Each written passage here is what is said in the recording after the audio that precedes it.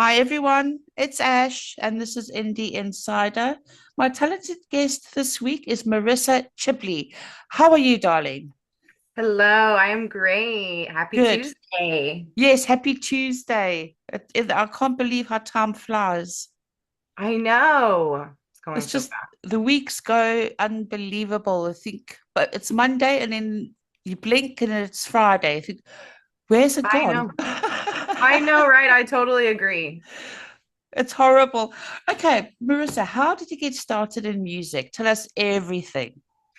Oh my, let's see, where do I begin? So I started at a young age.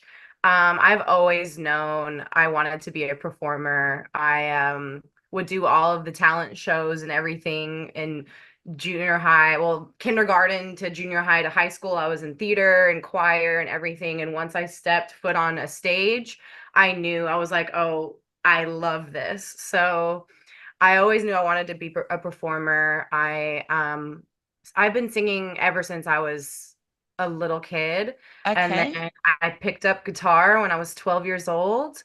I started going to guitar lessons. Shout out Joel. He's my guitar teacher. Love him to death. Okay. Hi, Joel. And hi, Joel.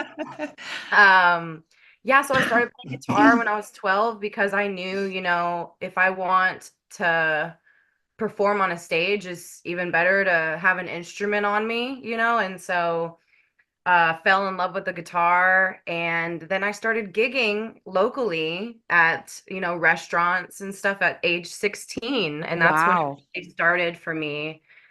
So, yeah, Wow. And do you enjoy performing live?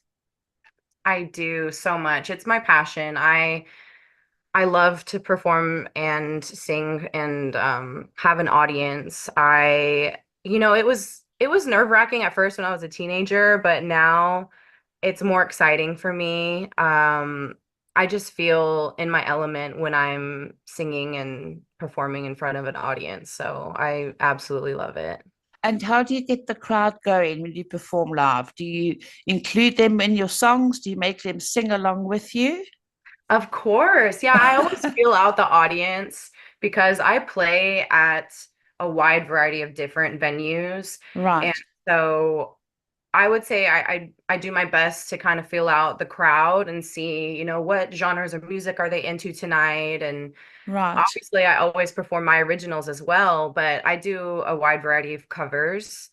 And yeah, I'll talk to the audience. I'll say, okay, what are you guys feeling next? Or, I'll shout out birthdays, and I'll say, I'll talk to them about random things going on in the world, or nothing too deep. But, I Sure. just like to everyone to have a good time and to let their problems out of the way for a That's second and just be in the moment and enjoy the music. I agree. I agree. I love going to live gigs, and especially artists as yourself who include the crowd.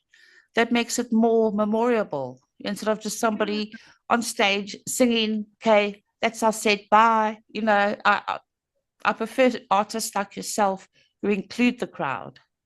Yes, I think it's important. And I'll be honest, at first it's been a learning curve for me because at the beginning I wouldn't even talk to the crowd at all. Like I said, it was nerve-wracking at the Oh, beginning. And then as I grew up, I'm like I would get more comfortable being on stage, and I said I need to include the crowd more. And so every time I would start including the crowd, people would obviously get more into the show, and that you have right. to do that as an artist. You have to acknowledge everyone and make sure everyone feels included because then they'll start really paying attention. Exactly. And you find that I would assume that they come to your gigs more Exactly. Yes, and they they have. tell their friends and they tell their families, and that's word of mouth, and that's you set. Yes, and I'm very grateful because I would say, especially the past 2, 3 years, I've had more and more people come with their families and their friends to my shows and my gigs, and I talk to them afterwards, and we all have a great time together. And I've really been connecting with my people and my fans more. So Oh, I love artists like yourself. I could just, my hat goes off to you, Marissa. I thank just love you. it. I really do. Thank And how you. would you describe your music to someone who has never heard it before?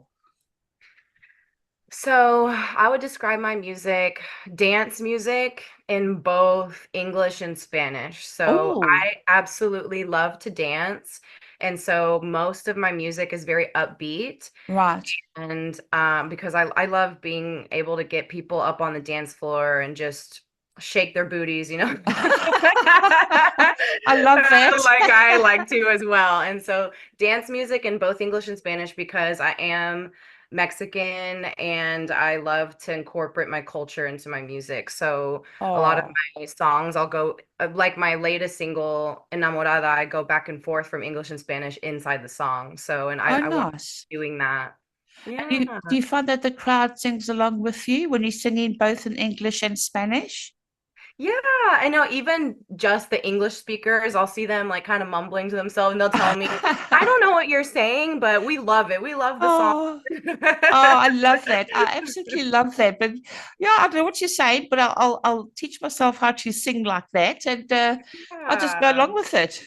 Yeah, and then the Spanish speakers, obviously, they'll sing to it, and then even if they don't know English, it's the same thing. They're like, we don't Oh, know you're singing in English, but we love it, and that's what's most important to me is that if they are feeling the beat and feeling the music, and they're bobbing their heads, and they're like, sure. we're liking this. That's what I look for the most, and that's what makes me the happiest is when people Oh, just vibe like that to my music. that's the best vibe, as you've just said. I just, the whole atmosphere then changes, and everybody has a great time, you Yeah. included. That's the main thing. Yes. Yes. And tell us, how do you approach practicing and rehearsing? Do you spend most of your days practicing and rehearsing? Yeah, I spend a couple days throughout the week. So I gig, mm, I would say 3 to 4 times a week. Right, Um, so apart from that, when I'm not gigging, I'll be practicing or I'm writing, new music. And it can just be anywhere from I set up all my equipment at my house and I practice that way, or I just grab my guitar and I sit in my bed and I just practice like that, like just chill right, like that. Sometimes I prefer it that way because I'm always gigging and having to set up my equipment all the time anyways. I'll just right. pick up my guitar and just me and my guitar and that's how I'll practice by myself. So, Oh, that's all right. And but I so, also have percussionist and he'll, meet up with me and we'll have jam sessions and we'll practice together because I'm trying to incorporate a band show now, and I have okay. some shows coming up soon in the future that I'll be playing with a band behind me. So that's exciting. Oh, that is exciting. And now that you're trying to set up with a band, do you have any challenges with that? I would say the challenges with band is, yeah, anything can go wrong technically or with sound, or it's a whole world when it comes to tech and sound, So when I'm at a show, a big show like that, we have to make sure we do sound check hours before, and we have Right. to make sure that we've got the right people backstage and in front of stage to make sure it all goes I smoothly. can imagine. It must be very time consuming as well. When you set up by yourself, you make Yes. sure everything, the sound check is perfect. It must be Yes, very yeah, it's so stressful. important. Oh, yes. Yeah, I would say the when it comes to sound and tech stuff, that's part of the, stress of this world and this industry. And I'm not the best when it comes to that aspect of it. I'm just a performer. I love to perform, I love to Yeah, sing, but that's why you just have to get someone, that you can really trust when it comes to sound and tech so that they make sure you're good to go. of course. Do you face any challenges in the respect where you performing one night and the crowd is very difficult to get going? How would you sort of get them going to interact with you, to sing along, etc.? Mm-hmm. Yes, of course. I have my fair share of nights where I'm performing at a certain place, and it just depends on the atmosphere. And Right. sometimes the crowd's just not that they're not into it. I would say most of the time they are into it, but sometimes they're just into their conversations and they're not really Oh, paying attention. And but that's okay. I've learned that, I'm a live entertainer and I do this weekly, and I try not to get upset about that because I know that they're in their own worlds and they're talking amongst themselves. But even with that, I still try my absolute best to get them into the music, and they eventually will because of how lively Of I am on course. stage. Sometimes I've even gotten in trouble where it's too loud, but that's just the performer that I am, is I like to really be in everyone's face. Oh, you've got to be, I mean, if you Yeah. just shy away, it's like, well, okay, they're talking, I'll sing a bit softer.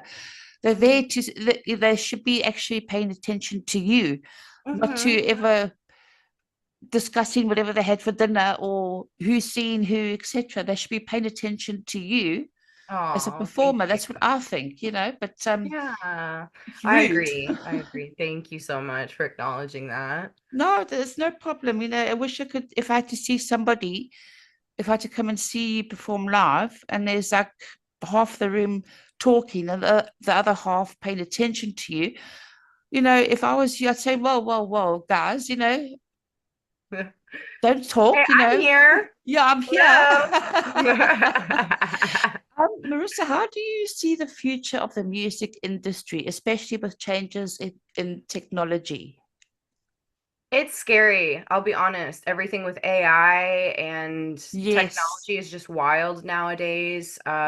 We don't technically need songwriters anymore because the computers are doing it themselves. AI is coming out with a song in 5 minutes that can sound exactly like Ariana Grande, or can put Wow. Justin Bieber's voice on it, and it's a whole song with clever lyrics. It's mind-blowing to me what is happening. And I mean, I guess it's good in some aspects, but no, for with someone like me that's a musician and an Mm. independent songwriter and artist, it's like, oh, these computers are going to take my job. It's wrong. I mean, honestly, it takes the joy, I think, as you said with AI. Um, It takes away the it authenticity. does. It does. And I feel that's so unfair. I mean, I know you've got to move with the times, but to me, when you write a song, it's personal. You're writing Exactly. songs from your head. You're not using a computer to do the lyrics for you. Yeah. Yeah, I know it's pretty scary, not gonna lie. I don't know what's gonna happen in the future, but this past year has really been mind-blowing with technology and AI, and so us musicians are like, oh great, this isn't good for Oh, us. it's not. It's not. Now, on a good note, how do you prepare um, if you gigging, not at the usual place you do, but for argument's sake, if you get asked to perform at a festival, how would you prepare for that? Yes, so there's a lot of preparations that go into, especially if you get hired for a festival. So, for instance, I'm going to be performing at a festival in October, the Dallas Reggae Festival. Oh, So excited. Yeah, I'm excited for that. And I'm gonna have my band with me for that one. And preparations. So that is starting soon. We're gonna have rehearsals, at least 2 or 3 rehearsals are ideal before a big festival show like that. sure. Um, I have to, write out the set list, what songs we're doing in order, give the musicians, the proper charts and chords so that they know. I have to get with the sound guys that are on the festival and call them and have meetings with them to make sure they know everything that's going on with my set. Um, Right. I also always want to make sure there's a videographer and a photographer at the festival Oh, to get sure. that content. You always It's have to make sure quite, you get it recorded. oh, that's a And long process. yeah, it's a process. And a lot of people don't realize that. A lot of people think that us artists just show up and we perform, but no, there's so much that goes into it. It does. I mean, like you're saying, you've got to set up your equipment, you've got to do the sound checks, as you said just now, make sure everybody is in tune with what you want to do or what you want to sing. Yes. It's Exactly. everything. It's not just like showing up, doing your set and bow down. Nope. There's a lot that goes into it months and months before a festival like that. Is it, do you actually travel to do gigs, and stay at hotels? Yes, yeah, for sure. I've traveled a lot in my career so far. I have traveled to California. I have Okay. traveled to so many places. Let's see. I can't. Oh, I've been on a cruise before singing. Oh, Yeah, I've been hired to play with a band on a cruise ship before. I've gone to Florida to perform. I have wow. been all over. And honestly, it's just the beginning even for me still, because I mean, not the beginning. I've been in this industry for a long time now, but when it comes to traveling, I'm like, oh, I see so much more traveling in my future for me with when it comes to performing everywhere. Oh, that's good. And I hope you come to the UK as well in your future plans. I would love to. Please do. And I'll come and see you. Let me know and I'll be there like a shot. Oh my goodness, thank you. Yes, I will let you know for sure. Oh, definitely. Please do. Now, Marissa, can you tell us the process from writing lyrics to actually the end product? What is the process, from Yes. everything?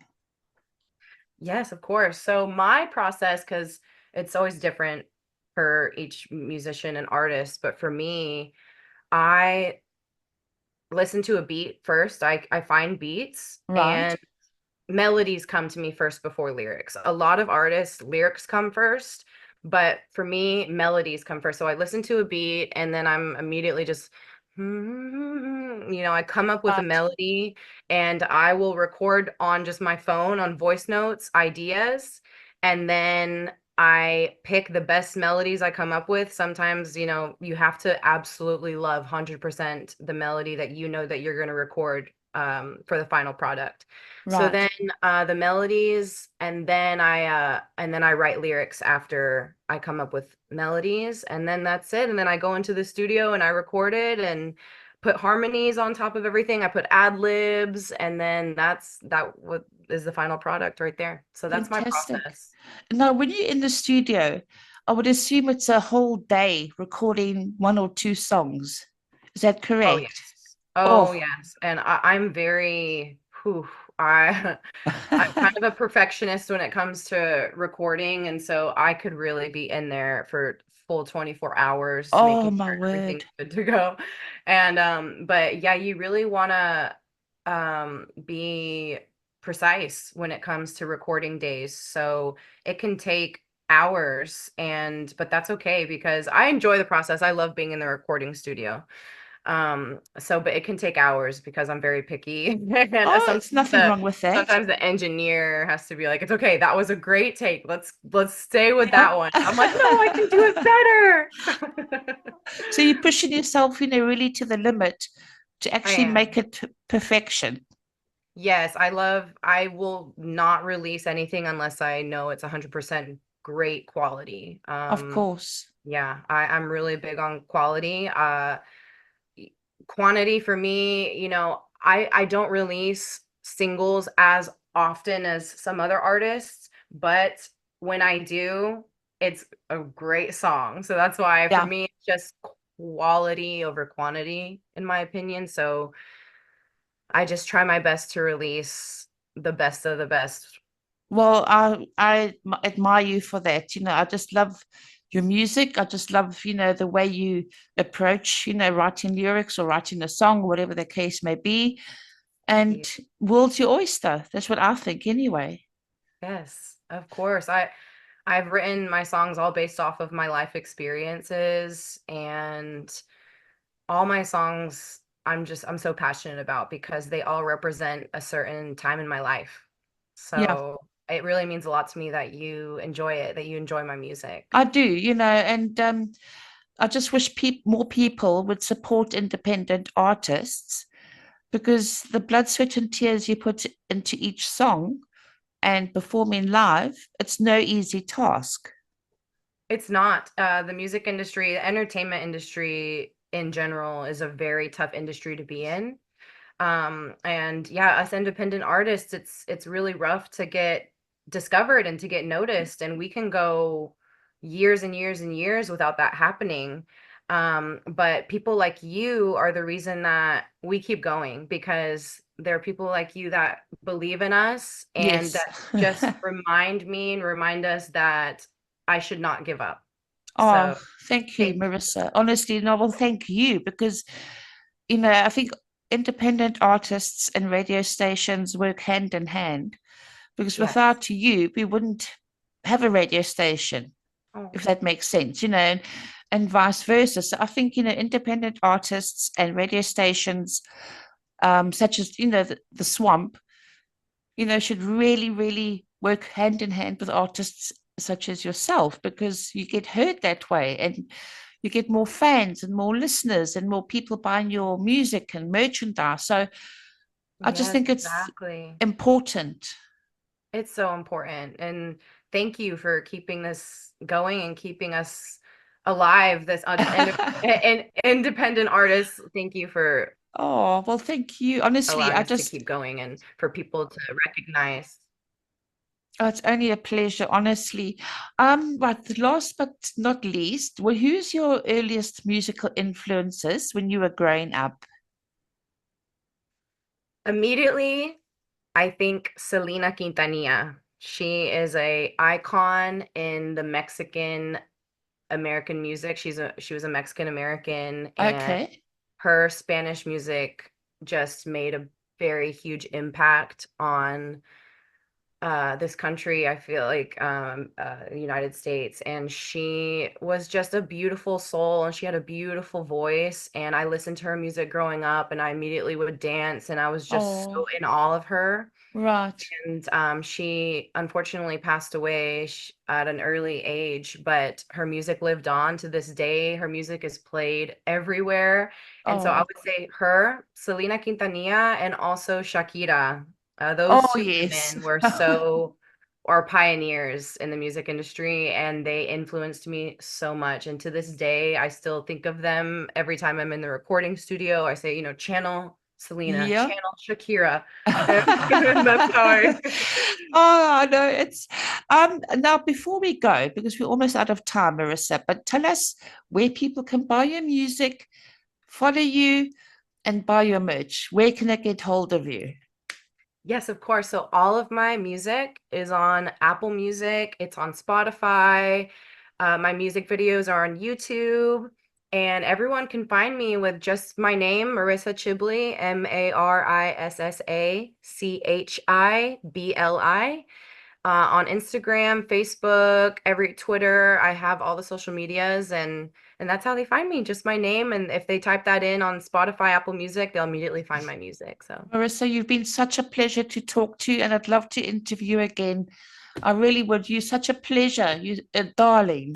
thank you so much. I really appreciate you and this interview. Really means a lot to me. It's made my day. I can now Oh, I'm likewise. I'm very happy for the rest of the day. I've really enjoyed this interview and I appreciate you so much. Oh, well, thank you, and I appreciate you too. And thank you once again for taking time out of your day to come and chat with me. Of And course. I hope to catch up with you soon. Yes, of course we will. And I will let you Fantastic. know if I come to the UK so that you can come to a show. I'll hold you to that. Okay, perfect. Thanks, Marissa. Have enjoy the rest of your day and chat soon. Thank you, Thanks, guys. everyone. Thank you. Bye. Bye.